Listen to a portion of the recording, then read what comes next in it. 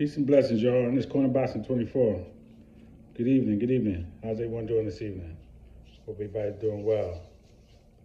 I'm doing pretty good over here. As always, God is great, God is good, and I can't complain. Pardon me.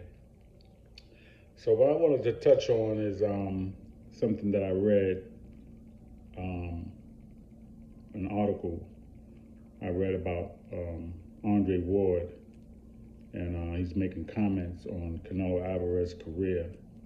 And, you know, since the loss to Dimitri Bivol, you know, a lot of people have, you know, a lot to say about Canelo Alvarez and that loss earlier this year. He stepped up in weight, of course, to 175, and he tried to, you know, be great. He dared to be great, even though he is great already as a fighter. But he dared to be greater. So he stepped up to Dimitri Bivol, and he lost the fight, plain and simple. But does that take away from the fact that he's undisputed at 168? Does that take away from the fact that he was a champion at 160, at 154, and he started at 147? No, it doesn't. So it seems like a lot of people have been taking a lot of shots at Canelo Alvarez. Now, if you want to take shots at him for being a cheater, you can do that. Okay? You can do that. You can go there if you want to go there. Is he still doing it? I don't think so. I still don't think he cheated. I mean, based on the information and the time frame that they said it was in the system, and how it was, when he tested again, it wasn't in his system, which means it wasn't, according to what I've read, it wasn't purposely ingested, and he said it was tainted meat. Is he telling the truth? I don't know. But I know it's definitely not like what happened with Conor Ben recently, where it was just in his system and that's it, okay? The drug that was found, the PEDS that was found in his system, it definitely wasn't like that. So, again, if you want to take shots at Canelo for that, though, you can do that. But as far as his career, his resume, how could you take shots at his resume? So Andre Ward, who was a middleweight champion, 168, super middleweight, and 175, right?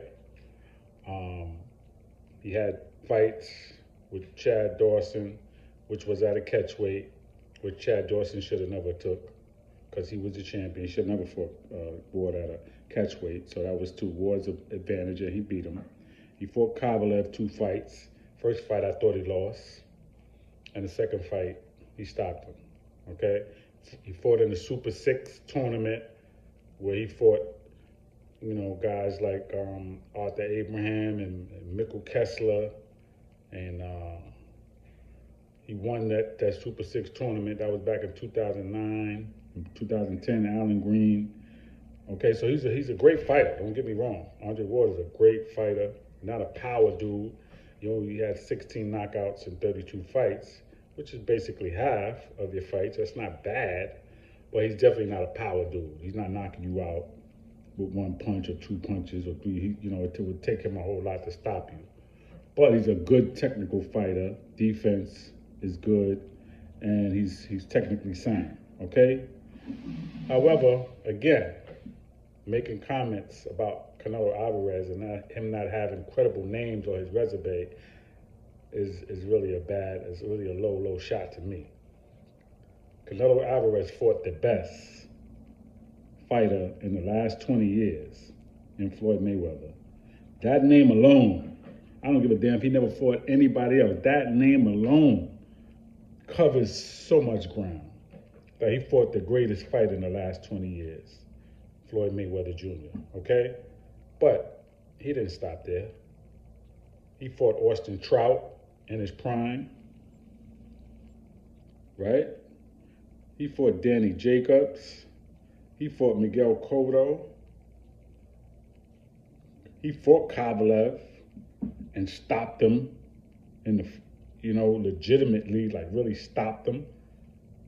Not with no low blows and all that, because Andre Ward threw some low blows on Kovalev, okay? I thought he threw some low blows, man, and I think that was part of that stoppage in that second fight. I'm just saying. But Canelo Alvarez, come on, man. Look who he's fought. Champions that the media said that he was going to have a problem with. Not me, but that's what they propped it up, right? He fought an undefeated Caleb Plant, Billy Joe Saunders. Just look at his resume. He fought Erislandy Lara, a fight that he probably lost or should have definitely been a draw. But he fought him. That's the point. So does he have credible names on his resume? Absolutely.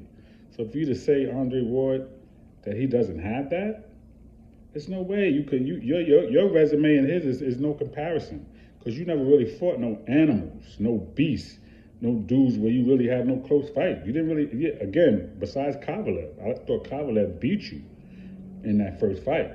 But other than that, who did you really fight that really took you to the brink or really tested you and that it could have went the other way? Nobody else. So how could you say that Canelo Alvarez ain't fought no credible names? Man, we got to stop the hate, man. We got to stop the hate. And if the media is propping somebody up in a certain way, Canelo Alvarez never really said anything about you. So I don't know where that's coming from. I think at his best, he could actually beat Andre Ward, Canelo Alvarez. I don't know if he's slipping a little bit now. He could be. He's been fighting for a while, man. You know what I'm saying? He's 32. He started fighting as a teenager. I mean, so he could be slipping. He could be. I think he's still good. I think his defense is sound. I think his offense, I just think he's not throwing enough combinations and stuff lately. But he seemed to be doing it a little bit in the fight with this last fight with Triple G. He threw some nice combination. So I'm not saying, man, that he's washed up or he's slipping. I'm saying that's what the people are saying. And at the end of the day, man, you have little nagging injuries. You've been fighting for a while. That could be the issue.